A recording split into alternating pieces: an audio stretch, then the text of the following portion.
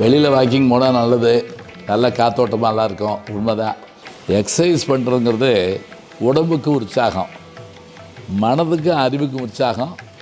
நிச்சயமாக பேப்பர் தாங்க. யாருன்னா எங்கள் அப்பா தமிழாசிரியர் இருந்தவர், அவருக்கு சந்தனம் அரைச்சி கொடுப்பேன், அவருக்கான அந்த பூஜை பொருள் எடுத்து வைப்பேன். அவர் திரும்பி பார்த்தாருன்னா சூட பற்றி எரியும், அவ்வளோ கோபமாக இருப்பார் எப்போவுமே. என்ன அம்மா நினைவா என்ன வச்சுருக்கீங்கன்னு கேட்பாங்க. அவங்களுடைய கால் பதிச்சதே வச்சுருக்கிறேன். நான் கூழ் தான் சாப்பிடுவேன். கூழ் பாண்டி. நான் பால் பாண்டிகள்லாம் கேள்விப்பட்டிருப்பீங்க, நான் கூழ் பாண்டி.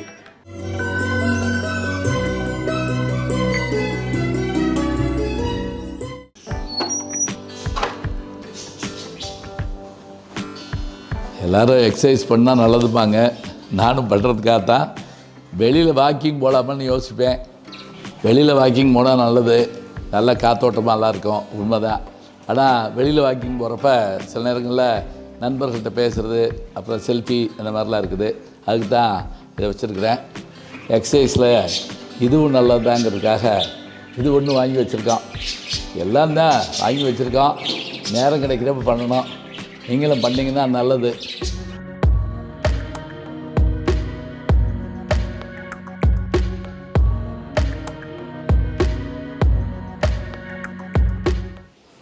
பேப்பர் படிக்கிறதுக்குன்னு ஒரு இடம் அப்படின்னா இதுதான்.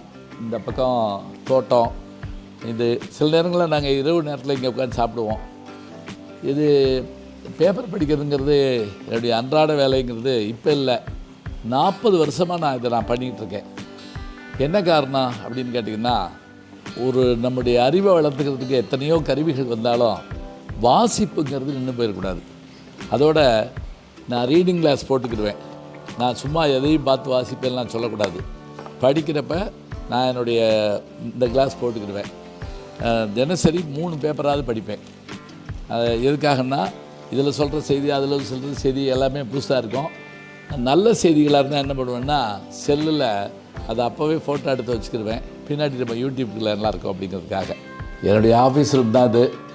எப்போ இப்படி தான் இருக்கும், புத்தகங்களோடு இருக்கும். நான் ஒரு நாளைக்கு அடிக்க வச்சிடலாம் நினச்சிட்ருக்கேன்.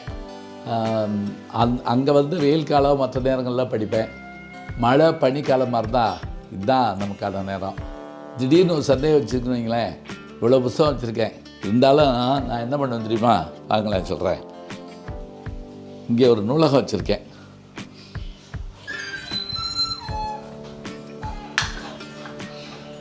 இது நூலகம் மட்டும் இல்லை, விருந்தினருக்கான அறையும் கூட. இங்கே விருந்தினர் வந்தால் தங்கிறதுக்கு, அதே நேரத்தில் தேவையானா படிக்கிறதுக்கு. எப்போ வேணாலும் எந்த புஸ்தகம் வேணாலும் இருக்கலாம். எவ்வளோ பழைய புஸ்தகம் வச்சுருப்பேன், அப்டேட்டாக புது புஸ்தகமும் வச்சுருப்பேன். பந்தநல்லூர் பாமா, கொத்தமங்கலம் சூப்பு, அது பாருங்கள் இன்றைக்கும் வந்து வெளியிட்டிருக்குறாங்க. அதுவே சந்தோஷமாக இருக்குது.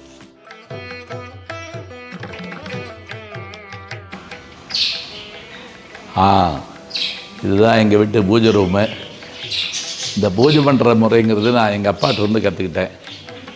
அவர் பூஜை பண்ணுறப்ப நான் தான் சேந்தன் அமுதன் மாதிரி, பொன்னியின் செல்வனில் வரக்கூடிய சேந்தன் அமுதன் மாதிரி எல்லா இடத்துலையும் இருக்கிற நந்தவனத்துக்கு பூவெல்லாம் பறித்து கொண்டு வந்து கொடுப்பேன். என்னுடைய 6 வயசுலேருந்து நான் அதை செஞ்சிகிட்ருக்கேன். அதனால தான் நான் இன்றைக்கி நல்லா இருக்கேன்னு நினைக்கிறேன். எங்கள் அப்பா தமிழாசிரியர் இருந்தவர், அவருக்கு சந்தனம் அரைச்சி கொடுப்பேன், அவருக்கான அந்த பூஜை பொருள் எடுத்து வைப்பேன். அவர் திரும்பி பார்த்தாருன்னா சூட பற்றி எரியும், அவ்வளோ கோபமாக இருப்பார் எப்போவுமே. அவர் அந்த பாடல்களை சொல்ல சொல்ல சொல்ல நான் கேட்டுக்கிட்டே இருப்பேன். அதான் எனக்கு பணம் படாச்சு. அதே மாதிரி தான் இங்கே எங்கள் வீட்டில் எப்போவுமே பூஜை வச்சுருப்போம். தினசரி கும்பிடுவேன். பூஜைங்கிறது சித்திரை வருஷ பிறப்பு, அதே போல் பொங்கல், தீபாவளி எல்லோரும் குடும்பத்தோடு பார்ப்போம். மற்ற நாட்கள் நானும் மனைவி அமுதா 2 பேர் தான். வாங்க, இங்கே இதான் எங்கள் வீட்டு பூஜை ரூமு.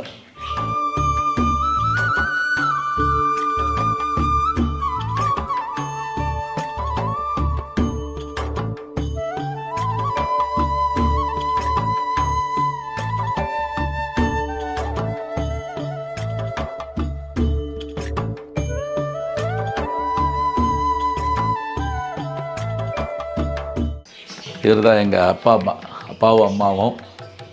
இங்கே என்னுடைய தாயாருடைய கால் தடம் வச்சுருக்கிறேன். என்ன அம்மா நினைவாக என்ன வச்சுருக்கீங்கன்னு கேட்பாங்க. அவங்களுடைய கால் பதிச்சதே வச்சுருக்கிறேன் நான். இப்போ எங்கள் வீட்டுக்கு புதுசாக வந்திருக்க அந்த விருந்தாளி யாருன்னு பார்த்தீங்கன்னா அன்னபூரணி. நாங்கள் 2 பேரும் காசி போயிட்டு வந்தோம்.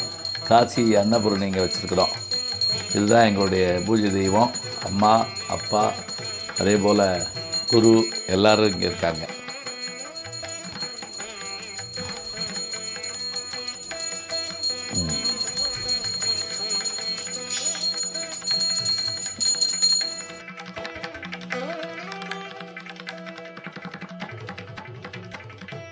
இதில் எப்போவுமே எங்களுடைய இந்த பக்தி தொடர்பான நூல்கள் எல்லாமே இதில் இருக்கும்.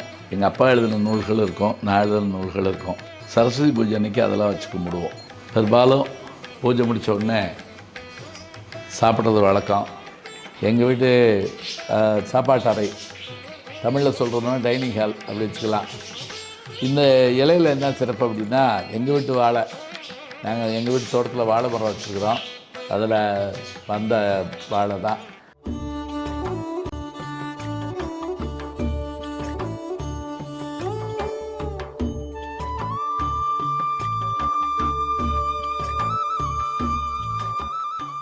வழக்கமாக கூழ் தான் சாப்பிடுவேன். கூழ் பாண்டி நான். பால் பாண்டிகள்லாம் கேள்விப்பட்டிருப்பீங்க, நான் கூழ் பாண்டி. ஆனால் இன்றைக்கி என்ன அப்படின்னா, நம்ம பக்தி விஷயத்தை ஒன்று ஆரம்பிக்க போகிறோம். அதாவது ஒவ்வொரு வாரமும் ஒரு கோவிலை போய் பார்த்து அதனுடைய வரலாறு, அதனுடைய இலக்கிய தொடர்பு, அதனுடைய சிறப்பு எல்லாம் பார்க்க போகிறோம். அதனால் இன்றைக்கி சக்கரை பொங்கலோடு ஆரம்பிக்கலாம் அப்படிங்கிறதுக்காக ஆரம்பிச்சிருக்கோம். நீங்களும் வாங்க, சாப்பிட்டு போவோம். காசிக்கு என்னுடைய துணைவியாரோடு நான் போயிட்டு வந்தேன். அந்த ஆச்சரியங்கள் என்னென்னங்கிறத நம்முடைய யூடியூப்பில் நேயர்களுக்காக நான் போயிட்டு வந்த அந்த பகுதியெல்லாம் உங்களோட பகிர்ந்துக்கிட்ட இருக்கேன். இது பிரமோதாங்க.